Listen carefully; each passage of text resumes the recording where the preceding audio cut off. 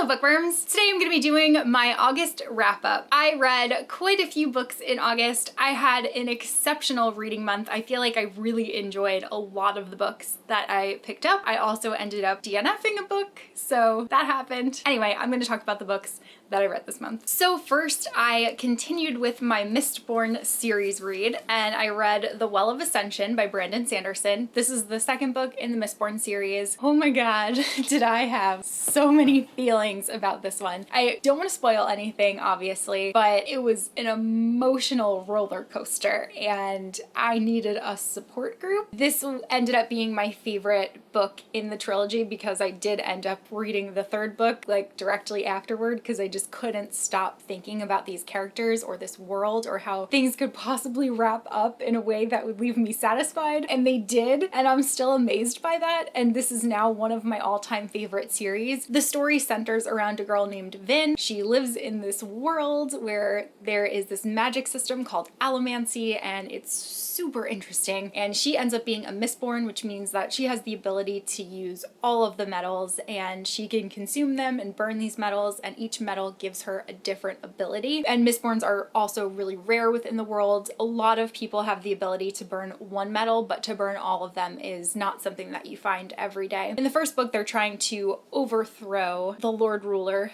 who is the person that is kind of in charge of the world, that's been dictating everything and has put all of these systems into place that our main characters don't necessarily agree with, and they take it upon themselves to have this huge rebellion and try to better the world. And then in the second book, in Well of Ascension, we're following the aftermath of the events of the first book. This one was just full of political intrigue. I was captivated, like on the edge of my seat throughout this entire book. I immediately was like, I can't believe that he wrote something better than the first book, because I really enjoyed the first book, but this one, it's just exceptional. It was absolutely incredible. I actually think that I might make a spoilery review for the entire Mistborn series because I would like to talk about more of the feelings that I felt while I was reading it, but I obviously don't want to spoil anyone who hasn't picked it up. But if you haven't read the Mistborn series, I honestly cannot recommend it enough. I love it to pieces. It is one of the best series. If you can't tell, I ended up giving Well of Ascension 5 out of 5 stars. I'm wrong. I DNF'd 2 books this month, but one of them I'm gonna end up going back to. So I started reading The Girl in the Tower by Catherine Arden, but I just could not get my mind off of everything that was happening with the characters in Mistborn, so I ended up putting that one down after 50 pages, and I was like, I'm gonna have to come back to this. I need to read the conclusion. I need to read Hero of Ages, which is also really unusual for me because I tend to not be a binge reader when it comes to series. I usually like to take breaks between books and explore other worlds instead of being in one world for so long. But the fact that Brandon Sanderson wrote such an amazing world with such compelling characters that I could not get them out of my head. Like, I couldn't. I would wake up and be thinking about them and thinking about what could possibly happen to them. So I just had to read it. Otherwise, I guess I wouldn't have been able to get on with my life, quite honestly. I thought this was a phenomenal conclusion. With each book, too, in the series, the world just expanded exponentially, which I wasn't expecting. And it was just, everything was done so well. Everything was handled so well. Everything seems so true to life. Loved it. There's like not much else that I can say. I feel like I obviously talked about a lot of the series in Well of Ascension, but this is the conclusion. I actually ended up giving The Hero of Ages 4.5 stars. It was so close to 5 stars for me, but there were some parts in it that were a little bit more difficult to read, and I did feel that this book dragged on a little bit more than the previous installments. I think that everything in here was completely necessary. I don't think that anything should have been cut from it, but for my personal enjoyment level, I really enjoyed Well of Ascension the most. So this was very close, but I gave it 4.5 stars. After feeling all the feelings, I just needed something a little bit lighter, so I ended up picking up Mooncakes by Wendy Zhu and Suzanne Walker, and I really enjoyed this. This is a graphic novel, and it follows a girl who works at her family bookstore. Her family is all witches. It was just such a cute and enjoyable read. So our main character Nova ends up following this white wolf into the woods, and then she comes across Tam, who is a werewolf, and they were battling a demon within the forest. So Tam ends up turning to Nova for help, and Nova's aunts and her grandmother get kind of involved in the story and everything going on with Nova and Tam, but it's really nice because they're also like super supportive of the relationship between the two of them. They accept Tam's usage of the they and them pronouns without any hesitation, so that's always really nice to see. But honestly, just the story was so cute. It really got me in the mood for Halloween to get into some more like witchy kind of October reads. I think it was just the perfect thing to pick up after Mistborn. But I love the artwork. I think that was really beautiful. I'm very much looking forward to getting a finished copy of this book because I have an ARC version, so everything is in black and white. Judging from the beginning pages, I am very excited to read the story again and see the full thing in all of its colored glory. But I really enjoyed this. I ended up giving it 4 stars. Then I listened to BioShock Rapture by John Shirley on audiobook. This one I really have wanted to read for quite a while because if you're familiar with the video game series BioShock, that is a very popular franchise, and Andrew and I played the majority, I want to say, of the first game of BioShock, but I've been expressing interest in going back and starting from the beginning and replaying the game, and I kind of want to give it a shot playing on PC because we played on PlayStation 3 and I'm just not good at those controls. I'm just much better on PC, so I want to give it another shot on PC. Rapture is the story of all of the events that led up to the rise and fall of Rapture prior to when the BioShock games begin. So it takes place right after World War II, and people are very nervous about their freedom. They feel like they're losing freedom because everybody is pretty much in a state of panic and fear over all of the bombings that have happened and the war and everything. Andrew Ryan takes it upon himself to create this new place where people can go and live and regain their sense of freedom. But it's not as good as it sounds. Pretty much what he wants to do is create this world where there is no government and no censorship, no moral restrictions on science, and what he does is he comes up with the idea for Rapture and builds this city underneath the sea. Things are a little bit hard to control when there's no regulation, so as great as it sounds in the beginning, there are obviously a lot of events that transpire that lead to the downfall of Rapture, and it was really interesting to get background on everything that happened, and now I'm even more excited to dive back into the game having this prior knowledge, and I'll probably pick up on a lot more Easter eggs within the game. So overall, I didn't love it as much as I was expecting to. I think that they chose a great narrator for the story, kind of like an old-timey voice. It was harder for me to get into the story because of the jargon of the time period. It just, not that it's not accessible, but it's not my preferred era of time, if that makes sense. I think it was very well done. I just don't think that it was a story that was made for me. Like I said, really like the game, so I'm excited to give it another shot, and I ended up giving this one 3 stars. Then I read a young adult fantasy that I had been meaning to read for ages, and that is Bring Me Their Hearts by Sarah Wolf. I really enjoyed this book. I was very surprised with how much I enjoyed it, actually. It follows a girl named Zara, and Zara is heartless, which means that she's pretty much the slave of a witch. The witch holds her heart in a jar, and until she gets it back, she doesn't have her mortality. She is kind of forced to do some not great things because the witch can kind of order her to just do whatever she wants. So the witch ends up making a deal with her that if she successfully infiltrates this palace and if she can get the heart of the prince in the palace and bring it back to her, the witch will give Zara her own heart back. So obviously Zara is jumping at the chance to do this. The main thing that all heartless want is to have their hearts back. And so she agrees to this deal. She heads to the palace, but then it turns out that the prince is actually a pretty good guy and they seem to get along really well, and obviously she kind of has feelings for the prince because why wouldn't she? I don't necessarily think that it was the most original story, but I still just really enjoyed it. It was just a fun fantasy and I liked the writing style. I liked Zara as a character. She's super snarky. I also really liked the backstory of Yashenria, who is the noble that she's kind of staying with that is teaching her how to act so that people don't suspect that she doesn't belong along there. And I also really enjoyed the friend that she made along the way. But I'm really looking forward to seeing what's going to happen in book 2. I already pre-ordered my copy of that, so I will definitely be reading it. And I ended up giving this one 3.5 stars. Then I read The Adventurers Guild by Zach Lauren Clark and Nick Eliopoulos. And I have actually already read this book in the past, but I reread it because I want to read the second book in the series before the third book comes out in December. And I believe it's just a trilogy, so that should be like the completed story. Also, just look at this map because it's a work of art. I don't know if I said this, but it's a middle grade fantasy series, and it follows two best friends named Zed and Brock. They live in the world of Freestone, and they are getting ready for the day where different guilds will claim people. Zed has always had the dream of being claimed by, I think it's the Mages Guild. Brock is planning on going into the Merchants Guild, which is where his father is. But there is a guild that no one wants to take part in, which is the Adventurers Guild, and they are constantly going on very dangerous quests and stuff. They have the right to invoke a draft in the middle of this process. So Zed gets claimed for the guild that he wants, but then the Adventurers Guild uses their draft and they pull Zed to come into their group, and Brock doesn't want to leave his friend and has some other motivations, so he also volunteers to be a part of the Adventurers Guild.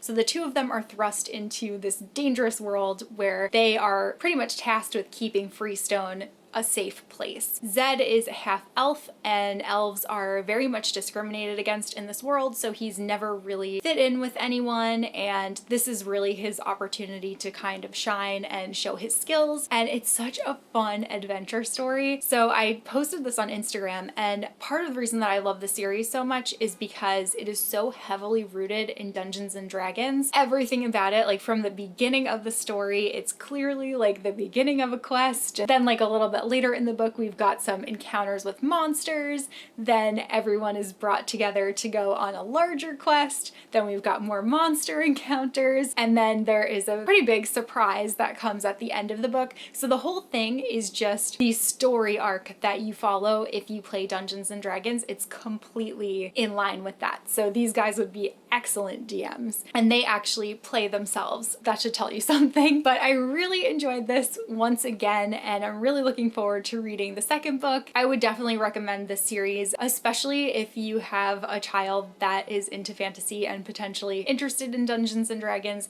This is such a great way to become familiar with some of the different races and classes within the world and to just kind of dip your feet in. And I ended up giving this 4 stars. Then I feel really bad about this, but I ended up DNFing Gideon the Ninth by Tamsin Muir. I really wanted to love this book. Like, you don't even know how much I wanted to love this book. It sounded so up my alley and so like something that I would really enjoy, but I truly just didn't mesh with the main character, Gideon. She was so immature to me, and I normally like those kinds of sassy characters, but the way that she was sassy, it was just kind of obnoxious. It wasn't like, in my opinion, wasn't like sassy in a clever and fun way. It was like, you're annoying. So unfortunately, I ended up DNFing this one. I read up until page 100. I did really like the necromantic magic that surfaced and the battle that she had. I thought that was really cool, but it wasn't enough to propel me into wanting to finish the book. I don't know if I maybe necessarily would give this another shot in the future. After having so many great reads for the month, having something that wasn't exciting me, I decided to just put it down and move on. Then I read Over the Garden Wall Volume 1 and Over the Garden Wall Volume 2. And these are both graphic novels within the Over the Garden Wall series. I've told you guys so many times about how addicted I am to the Over the Garden Wall animated series. It is my favorite animated series of all time. I have rewatched that series a lot. I can't even quantify the number of times that I have rewatched the series. The series will end and then I'll just start it over from the beginning, and it's wonderful, and it's on Hulu, and it's only 10 episodes and each episode is about 10 minutes, so it's something that you can just watch in an afternoon. It's not a big commitment at all, and it's especially good for this time of year because it's exceptionally autumnal, and it's about these two brothers who are lost in the woods and trying to find their way home, and all of the interesting characters that they encounter along the way. So I really enjoyed both of these graphic novels. I think that they were both really good additions to the world and to the lore. There were some backstories that we were given to certain characters that we see within the main series. I actually enjoyed the first volume more than I did the second volume, though there was one story where I felt like we did not get enough Wirt, who's my favorite character. Although Greg is really fun, I don't think that he can carry a story without Wirt there as well. And then there was one issue, I want to say it was in the second one, where Greg and Wirt were kind of on an adventure together, and it was really fun to see the story told from Greg's eyes and then to have the story retold through Wirt's eyes, because they both have such different worldviews. Like, Greg is just so full of whimsy and he's so easygoing and like everything's fine and he doesn't think anything is scary, and meanwhile Wirt is like a teenage ball of anxiety, and I feel like I relate to him so much and I would have seen the story his way. So I really enjoyed both of these. I gave both of them 3 stars and I'm definitely continuing on with the series. Then I read The Near Witch by Victoria Schwab, and this is Victoria Schwab's debut novel. It is a fairy tale-esque fantasy novel. The book went out of print quite a while ago, but recently Titan Books announced that they would be republishing it. That gave me the opportunity to pick up a copy because it was pretty hard to find before then. I've loved all of Victoria Schwab's books that I've read, and I was nervous going back to read her debut novel because typically writers tend to get better as they write more books. So I just didn't know what to expect from this one, but thankfully I ended up loving it, and I have to say it's one of my favorite books of hers that I've read so far. So in this story, we're following a girl named Lexi, and Lexi lives in the world of Near, which is a very close-knit kind of small community town. She is somebody that likes to kind of go out and explore, which is looked down upon because she is a female and she's expected to stay home and stay safe and all of that kind of stuff. She definitely sneaks out and does what she needs to do. But the story opens with a stranger coming to the town of Near, and strangers never come to this town. So it's like a very big deal that there's someone new there. And at the same time that this stranger has appeared, some of the children in the world of Near seem to be disappearing. Obviously, the stranger is the one that is going to be blamed for these things because everyone is familiar with everyone except for this person, and it's very easy to blame the outsider. Everyone believes that he's guilty except for Lexi, and she is kind of hell-bent on proving his innocence and rescuing these children and setting the world right, essentially. But she has to oppose all of these adults along the way, people who are so hesitant to actually take the time to see the truth in a situation instead of just taking the easy way out. There's a whole fairy tale aspect to it that's tied into this witch that was in Near plenty of years ago, and she is spoken about in children's rhymes. I read this one really quickly. I just kind of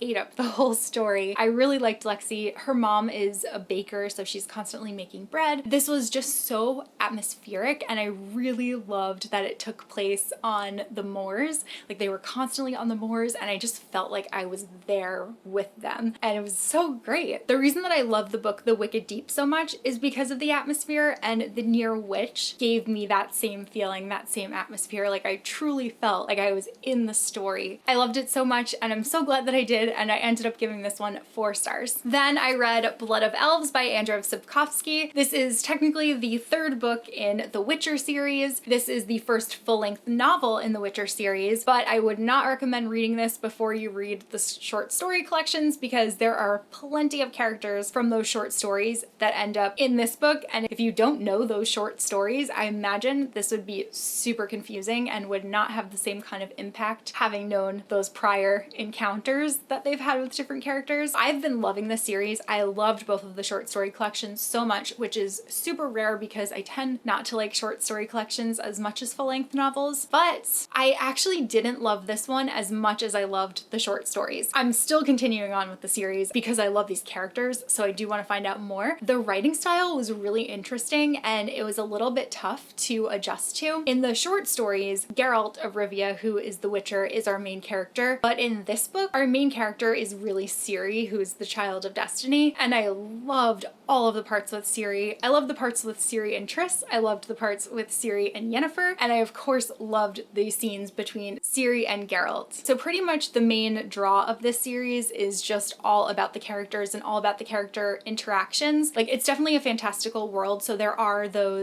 elves, obviously it's called Blood of Elves, there's dwarves, there's some magic going on, we've got Geralt who is hunting monsters, not so much in this book, but those things all really take a backseat to the characters and the character development. So some of the things that I struggled with a bit in this book are that there were a lot of times where we would spend a whole chapter, which that was another thing that I struggled with. So in this 400-page book, there are 7 chapters. I typically like books with shorter chapters, but these were really long chapters. So I didn't love that. Every chapter was like 50 to 70 pages. But aside from that, there were really big chunks of time that we spent not being with the main characters, or being with really minor characters, or characters that I don't even know why they're necessarily important yet. I was kind of just wanting to get back to the main characters that I really love. So there were a lot of really great character moments that made me love the book and made me, continue reading it. But there were also a lot of moments where I felt like the story was kind of dragging, and I was really surprised about that because I didn't find that at all in the short stories. And also, I felt like there wasn't a ton that happened in this book.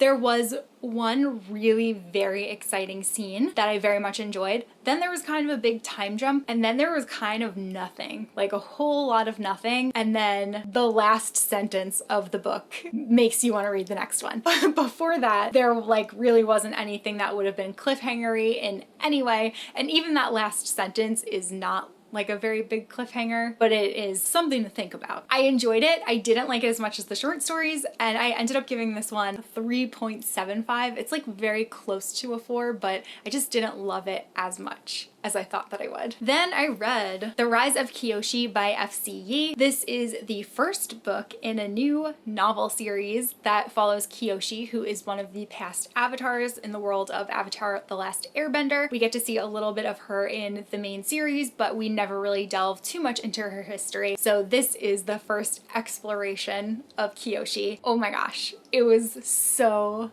amazing. Every time that I decide to check out another medium of something that I love, I'm always worried that it's not going to live up to the main series or whatever it is. And so far, I have yet to read a single thing in the world of the Avatar series that has let me down. The comics are exceptional. This book was just absolutely amazing. So Kyoshi has a really rough start before we even find out that she's the Avatar. We know that there is a pattern to who will be the Avatar, like which kingdom that they'll come from. So the Earth Kingdom is the next kingdom. The previous masters are having a really tough time finding someone that fits the requirements of being the Avatar. So they finally find someone that they think fits everything, but then it turns out that they're wrong, and Kyoshi is actually our Avatar. So she doesn't think that she's the Avatar. She's honestly not even that great at earthbending to begin with, let alone, mastering the rest of the elements. She has a very tragic backstory, and one of the things that was also really enjoyable was the relationship in the book.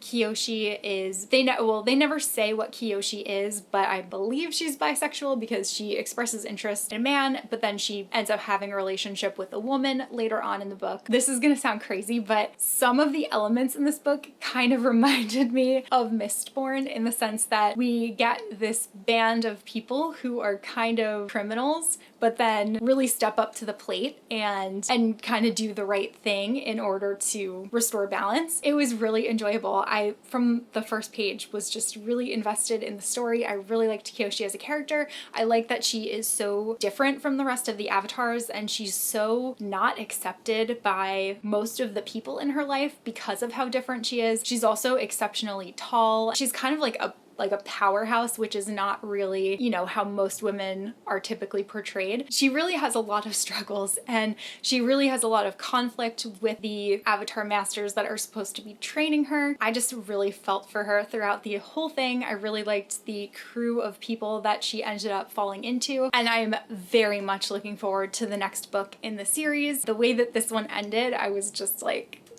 Gasp. And I ended up giving this book 5 stars. Then I thought there's no way that I'm gonna have another 5-star read this month because I've already had a couple and that's just unrealistic, but I was very wrong. So I ended up picking up Keeper of the Lost Cities, which is the first book in the Keeper of the Lost Cities series. There are quite a bit of books in the series already, but in this one we're following a girl named Sophie who has grown up in the human world, and she finds out that she's an elf and she's actually telepathic, and she ends up being swept away and taken to this elven world, and she goes to a magical school, and we get to find out along with her all of the magical stuff that goes on in this world, all the things that are commonplace that she doesn't know because she didn't grow up in this world, which is obviously very helpful for the reader who also is not yet familiar with the world. But I really enjoyed the characters in this book. I think Sophie was an excellent main character. I really felt bad for her because she is another one that has had quite a bit of misfortune, especially once she makes her way into the elven world. She does have some mentors that she's able to look up to. She also has a really great crew of friends, and I like that she is somebody that is friends with people from lots of different groups instead of just sticking to one group and agreeing with people who maybe have conflict with other people. She's like, can you not? They're my friend too. I just thought the whole world was so great. I really liked all of the little like magical stuff. The school is called Foxfire. I really liked getting to see Sophie go through all of her classes. It